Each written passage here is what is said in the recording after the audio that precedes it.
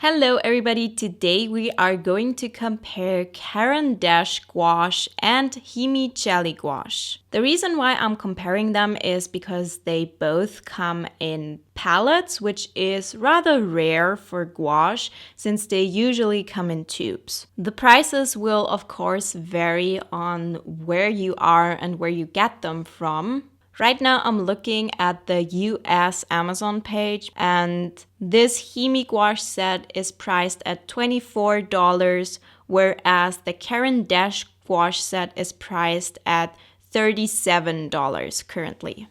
Of course, these prices vary. Sometimes you have a coupon. It also depends on where you are from. I personally bought my Caran D'ache at a store called Müller. So if you come from Austria or Germany, you might find it there.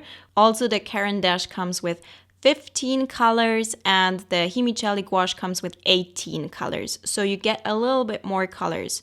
So keep in mind that the Caran D'ache Gouache is slightly more expensive. At first I just added a little bit of water to both of the palettes and let the water soak into the paint so it would be easier to reactivate that. I was using this Agave watercolor paper by Hahnemühle and I used some washi tape for the borders.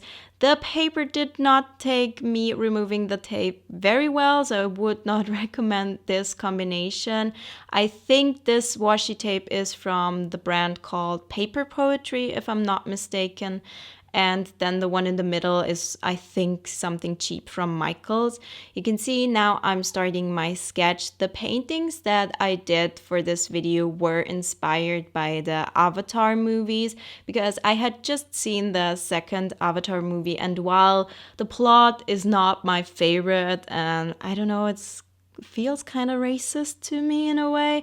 I really love the sceneries and all of the visuals, and I saw it in 3D and it was just absolutely stunning. The visuals are absolutely amazing and I was really inspired. So I looked up different pictures from both Avatar movies and kind of combined a few of the elements of all of them. So I didn't completely copy any picture that's already there or any scenery. I kind of made my own with the inspiration from those movies. Just so you have a little bit of background what I'm painting here. This one is one of these floating rocks kind of with some plants on it, and I made sure that I painted with somewhat the same colors on both sides and also that the scenery is similar on both sides so we can compare it. So there's not a huge difference in the scenery, and you can see that I started with some water here and I painted a tree in the foreground. I really wanted to make use of different kinds of values and colors, darker tones, lighter tones, and just add in a lot of contrasts. And so this is what I came up with. And I also added a bunch of gradients in the water, in the sky, and I made sure that I also layered my paints a little bit, not too much because I know that both of these brands are not the best with layering. We already know that. And quite honestly, here I am comparing these two brands, if those are the most affordable to you or if you can find them at a store, if you have a coupon or anything like that. If you really want either of these paints, then now I'm comparing them. But quite honestly, if you want to get really good quality paint, none of them would be my pick. I found, of course, the Caran D'ache ones were better. I had previously used them just for a very simple sketchbook project and then I didn't like them. But this time I found that they were much better to work with because I had already added a few drips of water to each of the pans, so they were much easier to use that way. If you have this set, I highly recommend adding a bit of water to them and then let that soak in a little bit, and then you can use your paints. They have a much nicer consistency that way. But what I found with these paints is that they still have a weird consistency. They're very creamy or rather foamy. I would say creamy would probably be the best consistency for gouache. And these are almost foamy. It feels a little bit like painting with foam. It's not too extreme. I didn't absolutely hate it. I would say I had a good time with them, especially compared to the ones that we're gonna use later on. A little bit of a spoiler here. They are not as nice as the Winsor & Newton gouache that I would recommend. I would recommend getting a starter set from them. They're really, really nice to work with, and there's also other brands that have a really nice consistency. These are not like that. You have to play around with them a little bit. You have to get the hang of it. You have to get used to the consistency. Once you do that, though, you can have a lot of fun with them. If you follow a lot of tutorials and the people in the tutorials use tube gouache and you use these, then you might find that you can't really 100% do it like the people in the tutorials, because I've found that these just work a little bit differently. It's really hard to explain, but they have a little bit of a different consistency. So it might be preference. I would say they are a good pick if you can get them conveniently, if you can find them in a store near you, if you can find them for a really good price, then these would be a good idea. If you want to use gouache on the go, a lot of people use them because they are in a palette. Keep in mind, you still need to add the water, in my opinion, and you need to let it soak a little bit in order for them to really work well, because if you don't do that, you will have a harder time reactivating them and they will be cakey. The first time that I used them, when I didn't soak in the water, they were really cakey, like cheap watercolors, and that's not a fun experience. So if you are on the go, keep in mind that you have to make them a little bit wet, which can create a little bit more mess. So it might actually be a little bit harder on the go, but they're really nice to just pack up, close the box, travel with. They also come with this mixing tray inside of the palette, so you can mix your colors just on here. Don't need any additional palette. The same is the case for the Himi gouache, by the way. They also have this tray to mix your colors on, which is really nice. So here I am now using the Himi gouache. I'm using a palette knife and kind of scooping the paint out. I found that this is the easiest way to work with these paints, because if you dip your brush directly into the paints in the palette, of course you can do that, but you will have a loaded brush with a lot of this gooey gouache. This really has a gooey, almost sticky consistency. This is why I find these a lot harder to work with. Don't get me wrong, I don't hate these. I'm not bashing these. If these are the only thing you can afford, yeah, try them. But if you have them and you really struggle with gouache and you struggle with getting the right consistency, it might not be your fault, because these paints are so much harder to work with. You can see it in the mountains here, how streaky the paint is.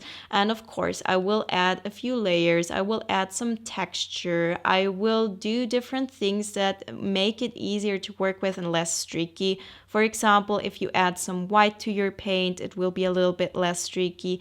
There are ways to go around that, but it takes so much longer for me to paint with this type of gouache, with cheap paints, than it does to paint with better quality gouache. You can work with it, you can have fun with it, you can create awesome pieces that you are proud of, but you kind of have to fight the medium along the way, and you have to learn how to make the best out of it and make the best use out of it. And while I was comparing these two side by side, I definitely noticed a difference. I noticed that the Caran D'ache Gouache is much easier to work with. It has an easier consistency, even though it's still a consistency that I'm not particularly fond of. With the Himi gouache, you have to water them down a lot. You have to add a lot of water to make them really flow well across your paper. And it also depends on the paper that you're using, of course. I was using fairly smooth paper here, so it should be much easier to work with this type of paper with gouache because there's not a lot of texture on the paper. It should be easier to spread the paint, and I was still having a hard time. You can kind of see it, even though it's sped up here and there, that it's super rough when I paint on it, and then I have to add in more water and go ahead and blend the stuff over and over again, so it's really more smooth looking. And this is what I mean when I say fighting the paint. You have to kind of make it work and really get in there. And I have to admit that when I was done with this piece, I was so over it. Towards the end, I was not having a lot of fun with this piece anymore because I was just struggling and fighting. And keep in mind, I do have a lot of experience with gouache. I have been using gouache for at least 5 years now, regularly painting a lot with it, learning more and more about it. I teach gouache courses, so this is my favorite paint medium. I would say it's probably the one that I'm best at. And when I say I'm still struggling with a paint, I feel like it means something because I'm not a beginner. And a lot of beginners use this type of paint and then they get frustrated because they feel like they're not good at art. So this is kind of my message that I want to convey, that if you struggle with cheap paint, it might not be your fault. It's just really hard to use. And for some projects, it can be really fun. I use the Himi gouache for quick and fun projects here and there. You can buy this additionally to your more quality paints. You can get these cheap paints and just add a few more colors to your palettes, or use them for quick and fun projects, or to just do some color studies. I use the Himi gouache for a lot of color studies, just to plan out my pieces, and then later on for the finished piece I will use my Winsor & Newton gouache. So these are kind of the comparisons here. I would describe the Himi gouache as a little bit gooey and sticky in consistency. I would say it is pretty transparent because you have to water it down in order for it to work. With the Caran D'ache Gouache, I would say it's a little bit more opaque because you don't have to water it down as much for it to work. It's a little bit smoother. It is better. So it is justifiable that it is more expensive, even though it has less colors. And I think the pans are also a lot smaller than the ones in the Himi gouache, but since you don't have to do as many layers, they might last approximately for the same time because you need more paint for the Himi gouache. I will add all of the links to the products that I mentioned in this video in the description box as always. And if you feel inspired to paint some gouache pieces, here are fun and easy gouache painting ideas for you.